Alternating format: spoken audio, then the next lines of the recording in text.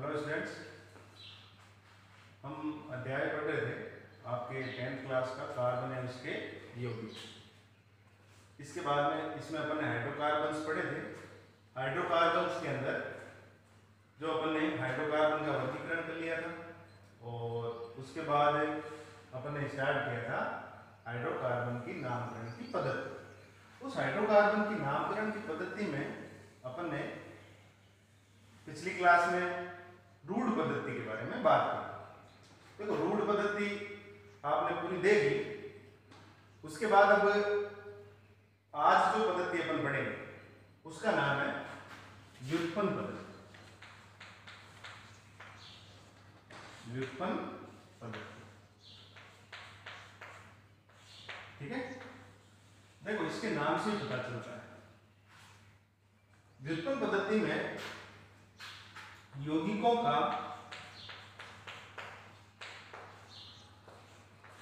नामकरण उनके जो सरल यौगिक है, सबसे सरल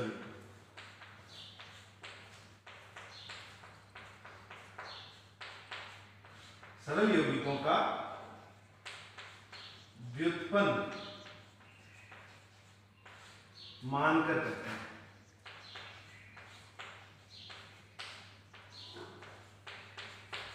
देखो, व्युत्पन्न पद्धति में जो कार्बनिक यौगिक हैं उन यौगिकों का नामकरण उनके जो सबसे सरल यौगिक है ना, उन सबसे सरल यौगिकों का अपन मान लेते हैं उनसे ये बने, यानी उनसे ही व्युत्पत्ति हुई उनकी, यानी उनसे ही बने हैं, उनके आधार पर अपन उसका नामकरण करते हैं। तो व्युत्पन्न पद्धति के अपन कुछ उदाहरण देख लेते हैं।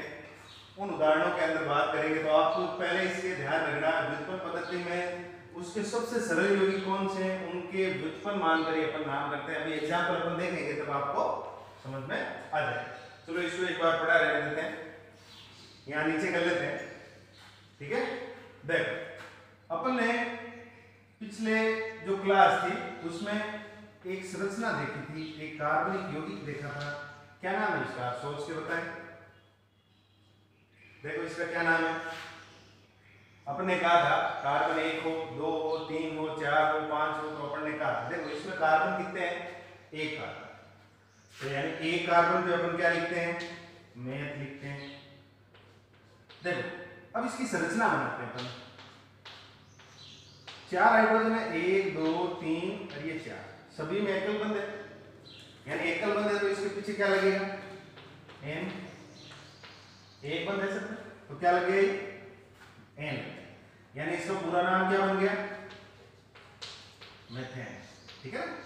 ये क्या है, मेथेन। अब उसके बाद में अपन ने एक बात की थी कि भाई अगर इसकी एक संयोजकता, कार्बन की संयोजकता 4 है, इसकी एक संयोजकता अपन खाली कर देते हैं, एक संयोजकता रिक्त कर दी अपन ने, तो यानी ये खाली एक संयोजकता रह गई, बाकी एक हाइड्रोजन कितने बच गए, 3। तो अपन इसको बनाते हैं CH3। इसको क्या कहेंगे वो भी बताया था उसने पिछली क्लास में। ये मेथेन है ना, मैंने कहा था इसमें ले लग जाएगा नए की जगह, तो ये बन गया मेथिल। क्या बन गया, मेथिल बन गया।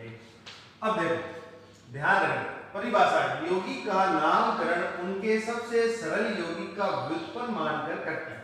देखो, इसमें पूरे में सबसे पहला यौगिक इसका ये मेथेन। इस मेथेन से ही है ना फिर सारे नाम होते हैं, यानी अपन मेन जो किसको रखेंगे, मेन जो रखेंगे वो रखेंगे मेथेन। समझ गए। अब इसका एक नाम बना के देखते हैं अपन, यानी आपको लास्ट में इसको तो रखना ही, बाकी अपन ने बात की थी प्रतिस्थापी, तो ये प्रतिस्थापी के रूप में ये आ जाएगा। तो देखो एक उदाहरण लेते हैं, ये है मेथेन। क्या है ये, मेथेन। देखो, इस मेथेन की मैंने एक संयोजकता यहां से कम कर दी, 3 कर दी इसकी, और इधर मैंने एक मेथिल समूह जोड़ दिया, ठीक है। अब एक और संयोजकता इसकी कम कर देते हैं, ये 2 कर दिया, एक इधर करके मेथिल जोड़ दिया।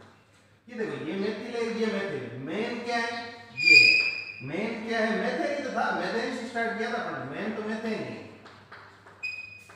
ठीक है ना। दोनों तरफ प्रतिस्थापित जुड़े हुए हैं मेथिल, ये मेथिल है, ये भी मेथिल है, दोनों तरफ मेथिल जुड़े हुए। तो देखो CH3, अब आप कहोगे कि सर ये CH3 यहाँ क्यों जोड़ा, देखो यहाँ कार्बन की संयोजकता है 3 होती कितनी है 4, 3 और 1 4 पूरी हो गई। यहाँ कार्बन की 3 और 1 ये जुड़ी हुई 4, यहाँ पे देखो 2 है, हाइड्रोजन 2 है, संयोजकता 4 होती, 2 3 और 4 यानी सबकी संयोजकता पूरी। मेन सेंटर में कौन है, मेथेन, मेन कौन है, मेथेन। अपन ने कहा उनके सरल यौगिकों का व्युत्पन्न, तो सरल यौगिक सबसे सरल इसका मेथेन है, इसका व्युत्पन्न है, तो ये और ये इनसे व्युत्पन्न हुए और आपस में जुड़ गए। अब देखो इसका नाम लिखेंगे तो कैसे लिखेंगे, देखो इसमें मेथिल एक इधर है एक उधर है, मेथिल 2 है तो इसके अंदर आगे आप विस्तार से और पढ़ लेंगे, यहां सीधा वहां समझा देंगे, यहां सीधा बता रहा हूं। 2 का मतलब होता है डाई, डाई क्या है, डाई इसमें मेथिल, डाई का मतलब 2 होता है, एक का मतलब मोनो होता है, 3 का मतलब ट्राई होता है, ठीक है, याद रखना। मेथिल जो है 2 है, 2 का मतलब डाई, कौन है डाई, मेथिल, डाई मेथिल है, 1 2 डाई मेथिल किससे जुड़े हुए हैं, मेन यौगिक कौन सा था, सबसे सरल मेथेन, तो इसका नाम हो गया डाई मेथिल मेथेन। ध्यान से देखना, ये एकदम सरल है, थोड़ा सा दिमाग लगाना पड़ेगा इसमें। देखो मेथेन मेन था, 2 मेथिल जुड़ गए, डाई मेथिल मेथेन कंप्लीट हो गया, याद रख सकोगे, ठीक है। और उदाहरण देखते हैं, देखो एक और जोड़ते हैं इसमें, तो यहां मान लेता हूं, देखो मेन कौन था, मेथेन सबसे सरल, 2 कम वहां कर दिए थे, तो एक इधर, यहां 2 रह गए, CH3 और CH3 लगा दिए।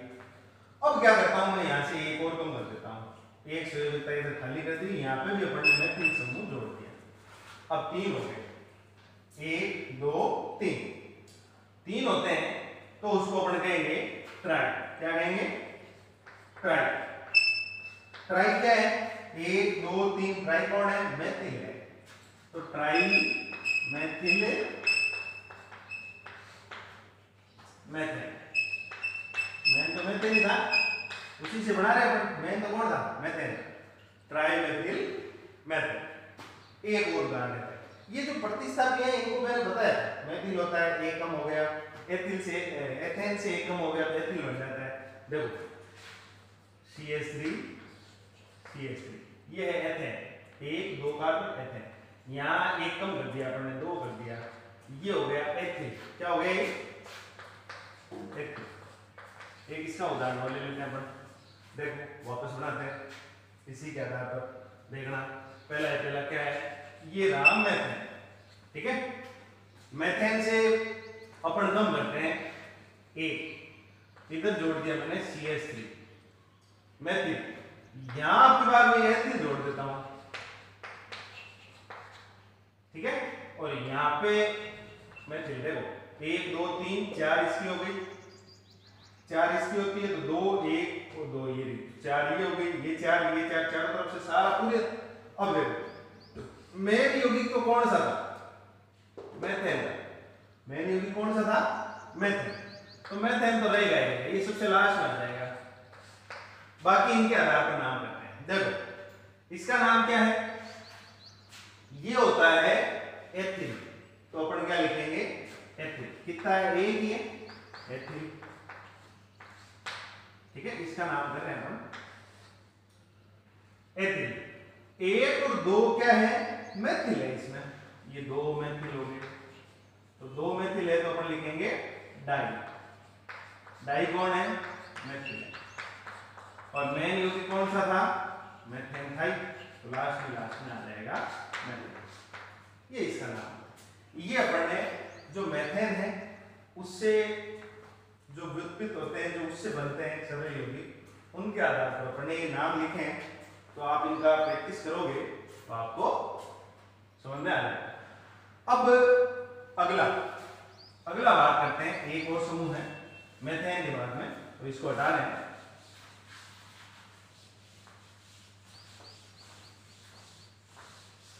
अगला है कार्बिनॉल। ठीक है, तो आगे चले। कार्बिनॉल के अंदर देखो, कार्बिनॉल जो है उसका सूत्र है CH3OH। ये है मेन, इसको कहा जाता है कार्बिनॉल। अब इससे नाम अपन बनाए। देखो ध्यान रखना, ये पूरा है कार्बिनॉल, यहां से लेकर यहां। क्या आप सर ये तहतील है फिर OH जुड़ा हुआ? नहीं, ये पूरा एक साथ है। क्या है? कार्बिनॉल कहते हैं। अब इसमें बनाते हैं। देखो इधर आगे की ओर अपन यहां से एक हाइड्रोजन कम करके एक संयोजकता इसकी कम कर देते हैं। देखो कैसे, CH2OH, ये संयोजकता खाली कर देते हैं। देखो यहाँ 3 था, यहाँ 2 लिखा है मैंने, एक संयोजकता खाली कर। इस खाली हुई संयोजकता पर अपन एक मेथिल जोड़ देते हैं, CH। ठीक है, ये मेथिल जोड़ दिया। मेन कौन सा था? ये था। इसको क्या कहा अपन ने? कार्बिनॉल। ये कार्बिनॉल है। ये कौन है? ये है आपके मेथिल। कौन है? मेथिल। ठीक है, देखो इसका नाम सामने आ गया सीधा ही। इसका पूरा नाम होगा, आप लिखोगे तो मेथिल कार्बिनॉल। क्या लिखोगे? Methyl carbinol. ये पूरा कार्बिनॉल है, ध्यान रखना। बस आपको यह ध्यान रखना। एक और उदाहरण लेते हैं, आपके बाद एथिल जोड़ देते हैं। देखो CH2OH, इधर अपन अब देखो एक कार्बन वाला मेथिल था, एथिल करते हैं, 2 कार्बन होते हैं एथिल। 4 नहीं लेना, सब कार्बन की 4 पूरी है क्या? 2 तो ये लाइन हो गई, 2 ये हाइड्रोजन, 4 पूरी है। इसकी भी 4 पूरी, 4 पूरी। ये क्या है? ये तो है कार्बिनॉल। भाई कार्बिनॉल है, ये तो सीधा दिख रहा है, बताया आपको इधर लिखा हुआ। इसको अपन ने प्रतिस्थापिका था, इसका नाम लिखा था अपन ने एथिल। क्या लिखा था? एथिल है, एक हाइड्रोजन कम हो गया, एथिल। तो इसका भी नाम पूरा क्या हो गया? Ethyl carbon. ठीक है, अब देखो आगे बात करते हैं। एक थोड़ा जटिल सा एक संरचना बनाते हैं अपन। देखो ये कार्बिनॉल दिख रहा है।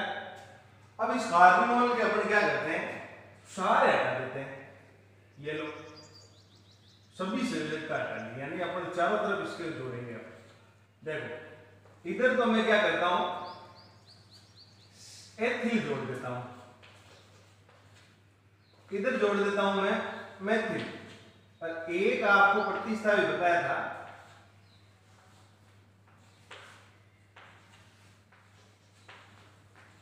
आइसोप्रोपिल। ठीक है, अब इसका नाम बताओ। ये आपकी बुक के अंदर एक एग्जांपल है। देखो इधर कौन है? एथिल है। ये कौन है? ये मेथिल है। इसको अपन ने रूट पद्धति में कहा था इस प्रकार की संरचना है, तो उसको आइसो लगा के लिखना है। तो आइसो में एक प्रो, आइसोप्रोपिल। ये है आइसोप्रोपिल। आइसोप्रोपिल। देखो अब इसका पूरा नाम, ये कौन है? ये अपना है मैं, इसको क्या कहते हैं अपन? कार्बिनॉल। ठीक है, देखो इसका नाम पूरा लिखते हैं। सबसे पहले अपन लिखेंगे एथिल, फिर आएगा मेथिल, उसके बाद आएगा आइसोप्रोपिल। सभी प्रतिस्थापी लिखते हैं आइसोप्रोपिल। और मेन कौन है? कार्बिनॉल। तो ये एक साथ नाम है।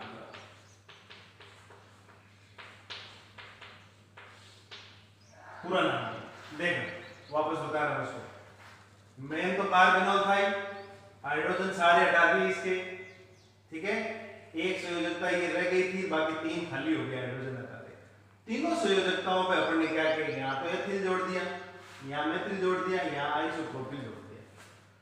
अब इसका नाम बनाते हैं, इधर से चालू करते हैं। Flow ethyl, methyl, isopropyl, main कौन है? कार्बन। यानी एथिल, मेथिल, आइसोप्रोपिल, कार्बन। तो ये समूह था कार्बन। अब व्युत्पन्न पद्धति का लास्ट समूह उसको देख लेते हैं, ठीक है ना, वो भी एकदम सरल ही है। तो आप इस कार्बिनोल समूह को याद रखना। कार्बिनोल कैसा होता है, ये परमानेंट रहेगा, इसका पूरे का नाम होगा, आप इसको और इसको ऐड करके नहीं बता सकते। अगला अपन बात करते हैं एसिटिक अम्ल, रूट व्युत्पन्न पद्धति का लास्ट, ठीक है। चलो लिखते हैं एसिटिक अम्ल, उसका नाम देखेंगे अपन। देखो CH3COOH, इस पूरे को अपन कहते हैं, जैसे उसको कार्बिनोल कहा था वैसे वैसे एसिटिक अम्ल कहते हैं इसको, ठीक है, पूरा है एसिटिक अम्ल। अब इसका नामकरण करते हैं अपन व्युत्पन्न पद्धति में। मेन कौन है, एसिटिक अम्ल, ये तो लास्ट में रहेगा, ठीक है। देखो इसका एसिटिक अम्ल का एक हाइड्रोजन कम कर दिया, एक संयोजकता खाली कर दी, ये COOH इधर लगा दिया। यहां पर एक मेथिल समूह ऐड कर देते हैं, ये लो मेथिल समूह CH3। अब देखो इस पूरे का नाम तो क्या था, एसिटिक अम्ल। ये कौन है, ये ओनली मेथिल है, तो इस पूरे का नाम क्या हो गया, मेथिल एसिटिक अम्ल, ठीक है। अगला और करते हैं एक उदाहरण, यहां मेथिल की जगह एथिल लगा देते हैं। चलो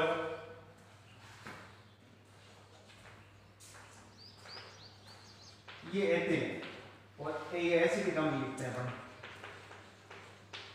इसका क्या नाम होगा, सोच के बताएं, सीधा सीधा नाम दिख रहा है, ये तो पूरा एथिल है और ये है एसिटिक अम्ल, यानी इसका नाम हो गया एथिल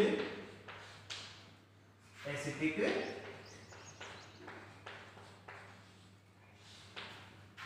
अम्ल, ठीक है, एथिल एसिटिक अम्ल। एक और इसका उदाहरण देख देते हैं, आइसो वाला समूह जोड़ते हैं।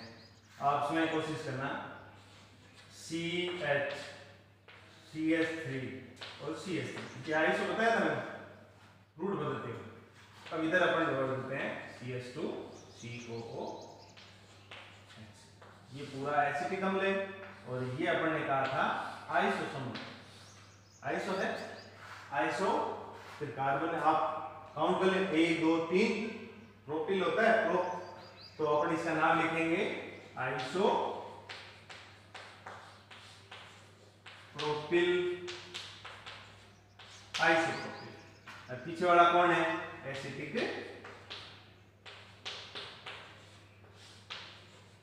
अम्ल, तो इसका पूरे का नाम हो गया एसिटिक अम्ल, आइसोप्रोपिल एसिटिक अम्ल। चलो ये आज व्युत्पन्न पद्धति है, व्युत्पन्न पद्धति अपन ने देखी। अब इससे अगली जो पद्धति है वो है IUPAC। देखो वो बहुत डिटेल में आपको उसका पूरा ध्यान रखना है, एग्जाम में उससे ज्यादा सवाल आने के चांस रहते हैं। व्युत्पन्न पद्धति अपन ने देख ली, व्युत्पन्न में आपके 4-5 उदाहरण हैं, ठीक है।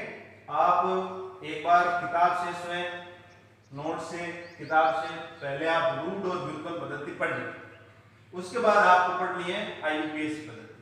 IUPAC पद्धति एक बार आप पढ़ लेना, क्योंकि वो उसमें कुछ नियम चलेंगे, नियम आएंगे, वो नियम आपको याद होने चाहिए, उन नियमों के आधार पर उनका नामकरण किया जाता है। तो अगली क्लास में अपन IUPAC का जो नामकरण है उसके बारे में बात करेंगे। इसको आप अच्छे से पढ़ना, IUPAC भी एक बार पढ़ लेना, क्योंकि मैं यहाँ जब पढ़ाऊँ तो आपको सीधे समझ में आ जाए। थैंक यू, आज का वीडियो इतना।